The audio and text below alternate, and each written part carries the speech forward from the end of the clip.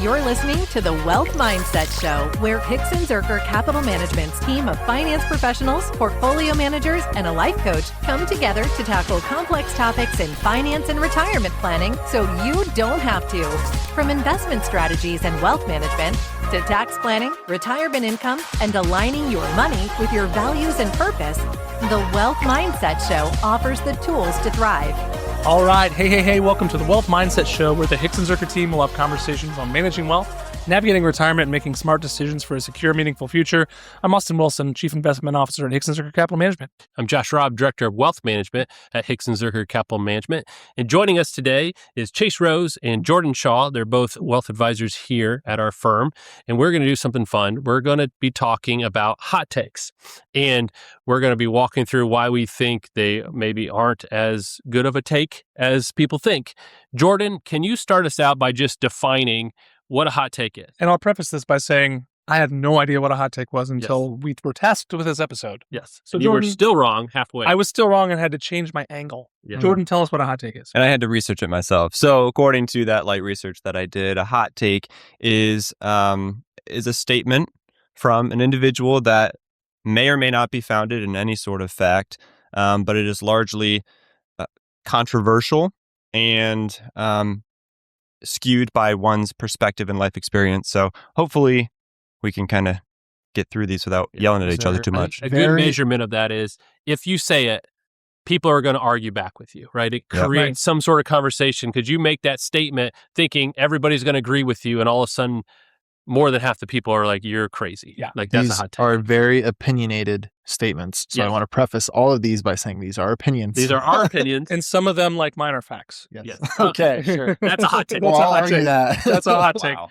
But before we get to that, Yeah. what's going on with life? Chase, what's new? Ice cream shop is rocking and rolling. First of all, Yeah. your wife made you a birthday ice cream cake. Yeah. It was She made one for Tony too. banana Yeah. cream pie. It was like two in a Tony row. had raspberry chocolate chip. Best ice Amazing. cream cake I've ever had in my life. We're going to Hot plug Kibb's Dairy Whip real quick. If you need an ice cream They're a cake sponsor. for any event, Yeah, they're sponsored we're by sponsoring. Kibb's Dairy. Yeah. Sponsored by my employment at Yeah. Hixon Zuercher Capital Management. Sponsored by ice cream cakes. Yeah, there you go. Seriously amazing. But They're you're amazing. rocking and rolling and busy. Yeah, she is very busy. I help her on the weekends. I do the books for her. So we're both definitely a lot busier this time of season than we were just a few months ago. We don't get to see each other as often as we used to, but that is all in the long-term plan. We're gutting it out now, and hopefully we reap the So your benefits later. first hot take is running a business is easy. No. No, not at all. All right. Jordan, what about you? What's going on with life? Let's see. Lately, the warmer weather, just outside with my little girls, Yes. taking them around. I'm one of those Ohio dads now with the trailer behind the bike and the two little girls fighting over who gets to look out the sides, and so that's fun. And it's when weather is nice, it makes it so much easier to just get out, burn some energy, and it's nice to have that weather. What about you, Josh? We're in the middle of sports season, so if I'm in the evening, chances are I'm at some sort of sports field It's always doing sports something. season. So yeah, I think it feels like that. Yeah, but this is outdoor sports for the most Yeah. part, which I do enjoy. So baseball, softball, a lot of those things, which is fun for me. And we are excited about the warm weather too. We, instead of pulling kids behind, we are the crazy family who goes on 4-mile walks after dinner. So we're enjoying the warmer weather. And we're going to hopefully do that here tonight after some homemade pizza. I keep trying to talk you. Make it a round trip instead of going straight 4 miles and then needing somebody to pick you up and take you back. It's so much easier. Yes, we just do a 4-mile loop. But it's still quite the walk. Yes. And in fact, Findlay is very flat, but we do have one hill in the whole thing. You find it. We find it. We do it. So hot takes. We're going to go with hot takes, and I'm going to start us out here. My hot take is cash isn't king. Yep. And we're going to preface this by saying I'm not talking about when you buy something off Facebook Marketplace as a negotiating power to have a big wad of cash. That I think actually that's is, all they take. that isn't kind of it? is king when you Yeah. do that. But I'm talking about when you're talking about, I feel like a lot of this is a TikTok stuff, whatever. Everyone's talking, and we're going to reference that 5 times today, I think. But Yeah. always talking about stacking up cash and holding a bunch of cash, and they want a bank account with $1 million in it and all this other stuff. Like, cash is not an investment, people. Cash is a tool to be used to buy actual investments. Yep. You should have some cash, by the way. Mhm. You should have enough cash to live on comfortably month to month. You should have enough cash to cover some emergencies and some short-term needs. Mhm. But outside of that, you do not need cash. Cash is not going to perform well at all, and it's not going to perform better than inflation, certainly, and especially not as good as something like even bonds or especially stocks over the long run. So my hot take is that cash isn't king and that people should focus less on stacking cash and more on stacking financial assets. Okay. And I would say the fact that cash does not keep up inflation, that alone, That's it. You can't be king if you can't even beat inflation when you're talking about inflation. Absolutely. Yeah, purchasing power matters. However, it is important to know as a opposition to your stance. Bring it. I'm not saying I fully disagree with you, but when it comes to what you mentioned, negotiations or just having cash available can always be helpful, especially during transitionary periods if you're going through retirement Totally. or you're buying a home. But that all goes into planning, making sure you understand what you're expected to need to purchase or spend money on or things like that, and having the cash in place for that. But what I would say is liquidity is king. Right? Because as much as cash isn't king, which I agree with, liquidity is king. So having not only getting your money invested to grow long term, but being able to access that if you need to tap into it, even for like minimal tax implications as well. Because you can have a ton of money in IRAs, but you got to pay tax to get into those. So I would say liquidity is king as an opposition to your stance, but cash, I agree, is not. Absolutely. Correct. Good. So. Jordan, what do you got? What's a hot take you have? Yeah, my hot take is that lower stress jobs that pay less relative to other jobs that are higher stress can lead to greater wealth than those other jobs. You're going to have to lean into that one. Explain that. Yeah, so this one, the lower stress jobs, obviously, if you're looking at the rest of your life, not looking at finances, you would choose less stress for overall well-being and health, right?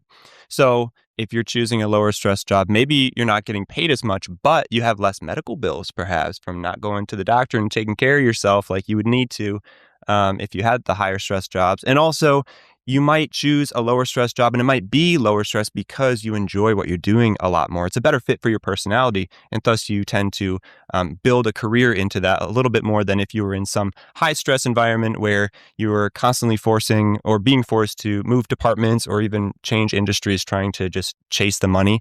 That might not be the best long-term financial suit for you. So you're saying it's all about sustainability. Sustainability. So you're saying, here, let's play this out. You're saying that a lawyer who makes $250,000 a year has, because they could get burnt out, one example, might be less beneficial in the long run for building wealth than someone who makes $80,000 working at an Amazon warehouse. I believe it. Okay. Yeah. I see that.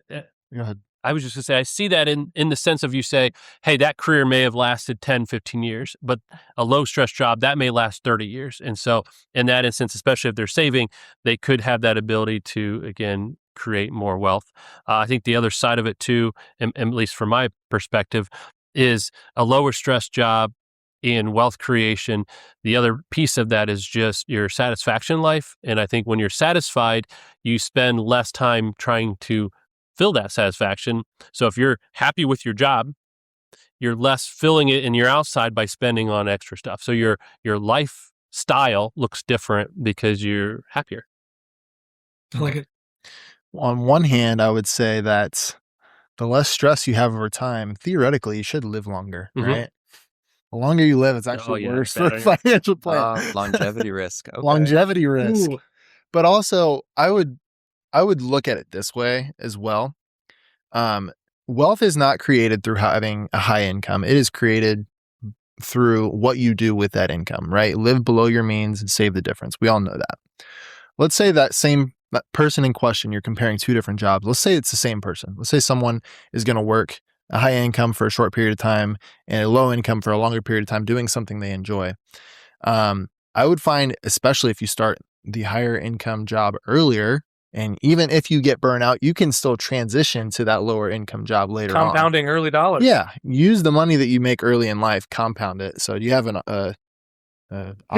argument for that? Well, he'd use the word can. Can lead. Yeah, I did. Can lead to greater wealth. Very gentle hot take there. Very mild take.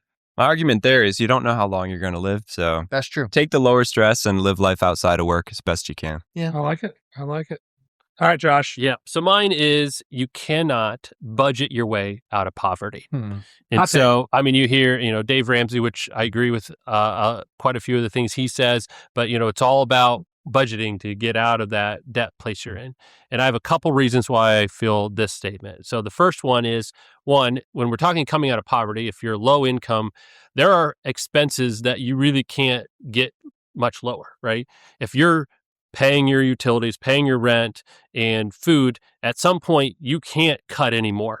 So just budgeting alone cannot get you out of poverty starting at a low income point, because at some point you've cut and trimmed everything to the point where all you're doing is essentials. And if you don't have anything above that, your budgeting in and of itself doesn't help. So income matters, right? To get out of poverty, needing income works.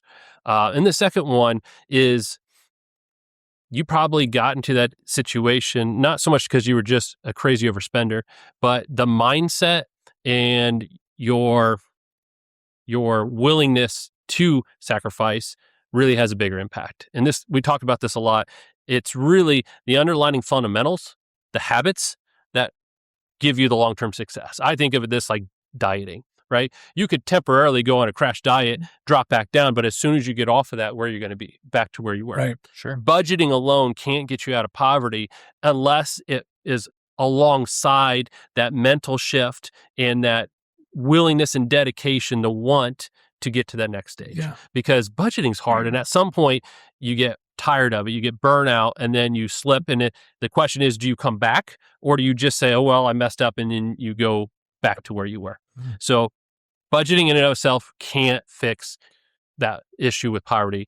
There has to be, one, income above to grow you out, and then two, a willingness and a mindset to actually get you through the finish line. I think that that's something that the whole personal finance side of things does not put enough emphasis on. Is it's almost always focused on cut spending, which, by the way, should and could be done in most instances to some extent. Yep.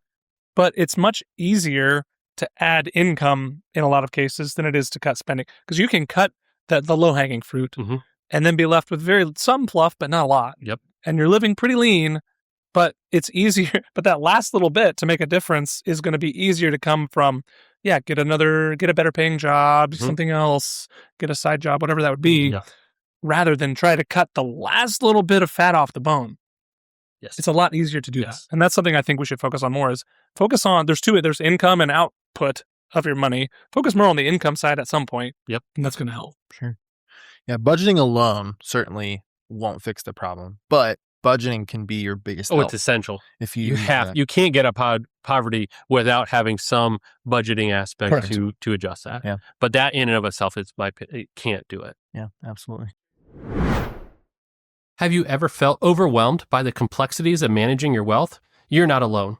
At Hixon Zuercher Capital Management, we specialize in helping affluent families and individuals navigate the complex challenges of managing their finances. Wealth management is all about combining thoughtful financial planning with active investment management to help you reach your goals. Our process is designed to guide you toward what truly matters, because we believe wealth isn't the destination. It's a vehicle for something much more meaningful in your life. Achieving your dreams requires careful planning, smart decision-making, and access to high-quality investments. That's where we come in. We understand that complex financial situations call for deep expertise in investing, tax strategies, and retirement planning. But our approach goes beyond that. We integrate your financial goals with your core values, helping you visualize the possibilities your wealth can create for a secure future. If you're ready to take the next step, visit hzcapital.com/start to see if we'd fit into your needs and to schedule a call with us. Again, that's hzcapital.com/start. Now let's get back to today's episode. Chase, hit us with a hot take. What's that? Hit us with a hot take. Your biggest financial risk is not the market, it's you. And I think this maybe isn't as much of a hot take as I had thought initially in my brain.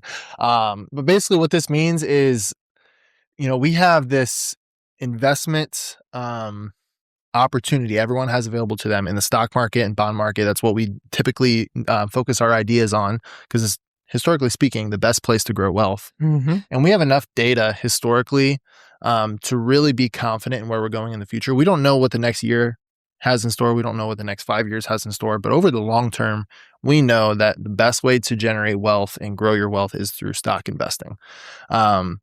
And if you give your plan, if you test your plan enough with a financial advisor and you go through all of the steps that you need to, at that point, you're really minimizing the risk that you have as far as investing goes, as long as you have a diversified portfolio. But the biggest detriment to your plan is what you do and what you're spending money on and the habits that you have over time. Because you can have the perfect investment portfolio, you can have the perfect market as like a win to your sales into retirement. But if you spend more money than you sustainably can, you are the risk in your retirement portfolio or in your retirement plan. Or if you make poor market moves. Exactly. You buy high and sell low. Yeah, that's the wrong way. Yeah, for you sure. should just always buy. No. Yeah, exactly. Yeah, there you go. We've talked about that though. In of that, the only time you should sell is if you need cash money. For something. And you were going to do that anyway. That's built into your plan, so it doesn't matter what the market's doing. Exactly. So the primary thing I want to focus on with this is we talk to a number of people who come in. We're kind of sitting down and talking about their goals and talking about their risk tolerance, and many people are scared of investing into stocks because they're just scared of what might happen to their retirement plan. The reason why I made this hot take is because stocks are not the risk. The risk is what you do, how much you spend, and things of that nature. Or even when the timing is not the risk. Oh, what if I put it in at the wrong time? Mm-hmm. Yeah, I agree. All right, got a few more hot takes to get to here. Here's mine. All right. I hear people say all the time when they're putting in their 401k, building out their 401k, all I need is the S&P 500. I'm done. That's all I need. Hot take is, no, that's not going to cut it. By the way, that can do pretty well and has historically done pretty well. Yep. To build a well-diversified portfolio, you need things outside of the S&P 500. Okay. Especially when it comes to equities. 40% of the equity market in the world is outside the U.S. Well, so you should probably have some exposure to almost half of the global market. So that'd be international developed markets. That would be emerging market stocks. By the way, a lot of these places in the emerging markets, a lot higher growth rates than we have here in the United States. Both of those areas have a lot better valuations than we have here in the United States. Now, I'm a home bias guy, and I think the U.S. is great and should command a premium, but sometimes that gets out of hand. There's also areas like small and mid-cap stocks in the U.S. that really need some exposure. It can be pretty small, but some exposure because sometimes those can do very well. So I think a globally diversified equity portfolio has U.S. large-cap stocks like the S&P 500, of course, but also mid-cap, small-cap U.S. stocks, international developed stocks, and emerging market stocks. If you have all of those things together in relatively, world equity market-like proportions, you're going to have a much smoother ride and better risk-adjusted returns. Would you include cash and bonds in that statement or not? So that depends on where you are. It depends. Of course. That's a great answer. Josh loves great it depends. Answer. If you are relatively early, again, this is not a recommendation, but if you're young and relatively early in your investing career and you have a lot of time to save, you probably don't need fixed income. If you get closer to retirement, you want to take away some of the volatility, you can start adding fixed income if it fits what you need. So that's really depends. But in terms of equities, I think diversification is more important. Now, answer me this, Austin. I am an equity investor. I have been investing for the last 15 years, and I would argue that because of my investing experience, the S&P 500 is superior. Past performance over the last 15 years. years. Exactly. Past performance is no guarantee of future results. I'll say that to begin with. And I will say that over the long run, small caps have done exceptionally well, and a lot of periods actually outpace large caps. Mm-hmm. We have really long phases, decades at a time, where international stocks outperform the U.S. Mm-hmm. We have not been in, for the last 15 years, an environment where any of that has worked consistently. Mm-hmm. Even to that matter, like growth and value stocks. If you just would have put all your money in the U.S. large cap growth stocks, you'd be sitting pretty right now. And why would I ever change? Well, what has worked for the last 15 years is probably not going to always work going forward. So that's where diversification is key. Yeah. But yes, you're right. It absolutely has worked. Human nature is to form your opinions based on your recency bias. Yes. And so for someone who's been investing for 15 years or less, or even someone who's been investing for longer, but they have been invested for the last 15 years, might have that opinion that the S&P 500 is all you need. It's all you need. But as you mentioned, saying it's not. Yes, I would agree. I still think if that's all you have, it's better than nothing. Sure. But maybe we can do a little better. Of course. And if you're hearing this and you're thinking to yourself, oh, well, I just need to diversify, but you have no other real context, there could be, this is me kind of combating this hot take a little bit, there could be some danger of diversifying into the wrong things outside of the S&P 500. So if you have 5 seconds to look across from someone and you have no idea what their investing experience is like, sometimes just saying, just find an S&P 500 index fund solves some of those better long-term than investment nothing. problems. And it's better than buying one stock. Yes. Right. Yeah. It's still a Yeah. diversified piece, Yeah. not fully diversified, but it diversifies out of single stock risk Exactly. or, Yep. one sector or something. Ooh, I should have had another hot take, not even putting this on the list, but Bitcoin, I would not put all my eggs in that basket. That's Okay. a hot take. I don't think that's hot. not a- I mean, I think no, the majority there of are, people there would are- agree. there are that is so a many hot take. people that I go need to go make a crazy trade with real it. quick. Right. I still think they're the minority. They're loud, but I think They they're the are minority. crazy. Okay. Yes. Next hot take, George Shaw. Ooh. My hot take, This is pretty hot. This is one income house. Fighting's So coming. single income households, yes, in 2026 What? can build wealth better than two income households. Okay. Explain. Well, the obvious is if you have a family and the rising costs of daycare and childcare and things like that, you just cut that right out of the budget entirely if you have a single income and the other, your spouse is willing to stay at home and watch the kids. The other reason why I think this is possible is because having two incomes, sometimes there's different tax ramifications. When your income is so high, you fall into higher tax brackets, or you may get adjusted to a higher standard of living that is not sustainable long term. So if you have a single income, and it's a modest income even, but it forces you to live within your means. It forces you to really take a serious look at your budget and see what things do you need to cut or not. And it can build a better long-term projection because you're starting from a reasonable place instead of starting from a really high income few years starting out maybe, and then something unforeseeable happens and you take a cut. It's a lot harder to adjust the other way. Mm-hmm. Yeah. The where this falls apart is there's the term DINC, DINC or Double K, income, no depending. kids. Yeah, whether you say kids or children, either way. Yeah. But double income, no kids breaks that down because it eliminates the biggest expense you talked about. Which is But I would agree with you on that if you're sacrificing a secondary income to supplement all those costs, then some trade-offs may show up in areas that give you more of a leg up. I think the hurdle rate for what it takes for that second income to make sense is a lot higher than it's ever been. Yeah. Right? Childcare costs are higher than they've Yep. ever been. Yeah. It's just very, very hard. So therefore, you've got to make more money than I think proportionally you would have had to in the past Yep. to make working outside the home. And then that bumps you to a tax bracket. And to then Jordan's so then point. your incremental And take then home how is much? less. Yeah. What am I netting out of all that? Yep. It is definitely can be the case. When I saw you write that down, I thought, interesting. But I see your argument. Where I think that there is some benefit is the benefits side of things Mhm. can Yeah. be a lot more lucrative with two Sure. different Yes. Especially jobs. if you are each having subsidized health insurance through your employer. health things insurance, like that. retirement benefits, Yeah, all these other exactly. things. Exactly. Double the match. Yeah. If your income from the secondary earner is being utilized for savings, I would argue your lifestyle never changes, but you double your savings. Yeah. It just depends on how and what you do with that money. There's also another aspect that maybe I wouldn't fully agree. If you have two, if you're in a situation like, let's say, for example, you're each lawyers, right? If you're two lawyers and you have family at home, I would assume that most attorneys or lawyers can, this is just a stereotype, obviously. But if you're earning a high income, each of them, I would say that two incomes is going to be better in the long term. But if it's like a, low entry level job or something of the sort, then I would tend to agree with you. And I think this is actually, this is shifted over time. 40 years ago, 50 years ago, one income households was the norm. Mm-hmm. And then we've kind of moved into this over the last, 20, 30 years or so, where it's been more two income households just because you couldn't afford not to. And now I think we're moving back to your point, the one income households, because childcare has increased at such a high rate, health insurance, things of that Well, and nature. another thing is it just depends on how you define wealth. Yeah. If you're looking at wealth in dollars, in most instances, the two income house is going to have more dollars. Mhm. In most instances, not all. But if you're looking at wealth in terms of well-being What's of the- children, Yep.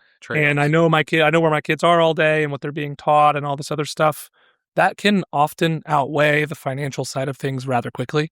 So if you're looking at holistic my life wealth, that is where I think you also get that benefit. Another hot take, Josh Robb. All right. So this one goes to social media, TikTok, Instagram, but the kind of the hustle culture Hustle is not the answer to generating a ton of wealth. Couple things for that. One, what I'm looking at there, because we talked about this and getting out of poverty, is increasing your income is one of the best ways to help get you out of there. So I'm not saying that going out getting another job is not useful and doesn't have its place. The idea here is just the idea that you get a couple or two or three of these like things that are, I'm going to call them get rich quick schemes, right? This idea of like, hey, you go out and do this, and then all of a sudden you're going to be super wealthy. Drop shipping, real estate investing. Yes, all those things. And it's, the idea is they're pushing this concept of all you got to do is these couple simple things, and then you're just going to be raking in the money. And in all honesty, what really happens is the people who consistently work hard and over time grow their experience and increase their position are the ones that are successful. Yeah. It's not the get rich quick schemes. And that's what you see online all the time is, start buying real estate, passive income. You want to work a day in your life, Everyone's right? doing it. Yeah. And it's not that easy. It doesn't usually work. And more often than not, if you just spent all that energy growing your primary career, you're going to be in a better place than if you keep going on these tangents trying to sign up for this or do that or take this. That's my opinion. Yep. Maybe it's not as big a hot take, but That's TikTok fine. people think it is all the time. Chase, your last hot take. Yeah, the Ramsey army is going to be. Watch the comments section for this one. I think we're all in agreement with you. We are. Bring it.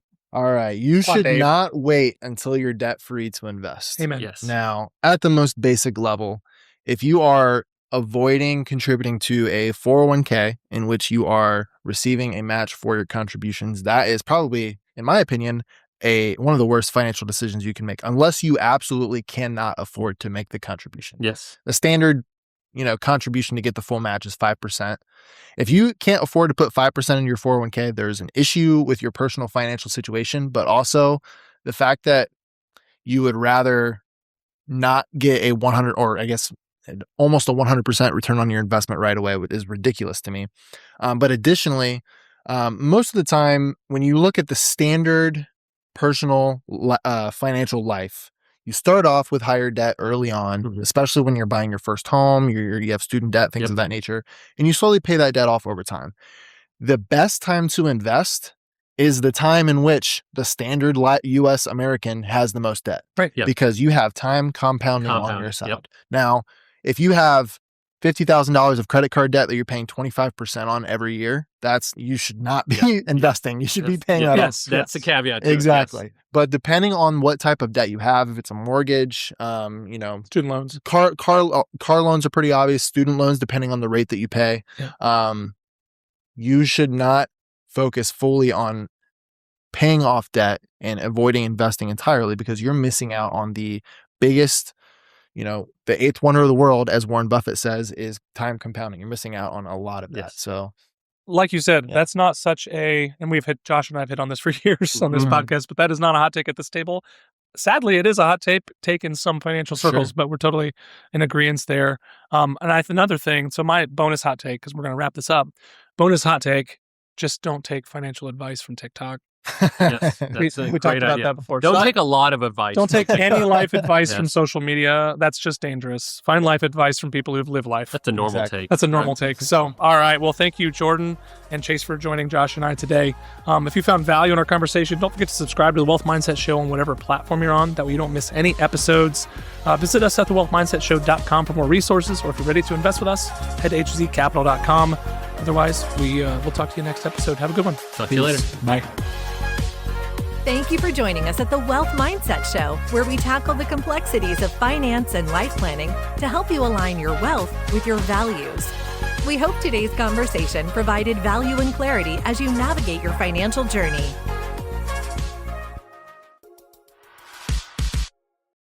Your hosts work for Hixon Zuercher Capital Management, and all opinions expressed by them or any podcast guest are solely their own and do not reflect the opinions of Hixon Zuercher Capital Management. This podcast is for informational purposes only and should not be relied upon for investment decisions. Clients of Hixon Zuercher Capital Management may maintain positions in the securities discussed in this podcast. There is no guarantee that statements, opinions, or forecasts provided herein will prove to be correct.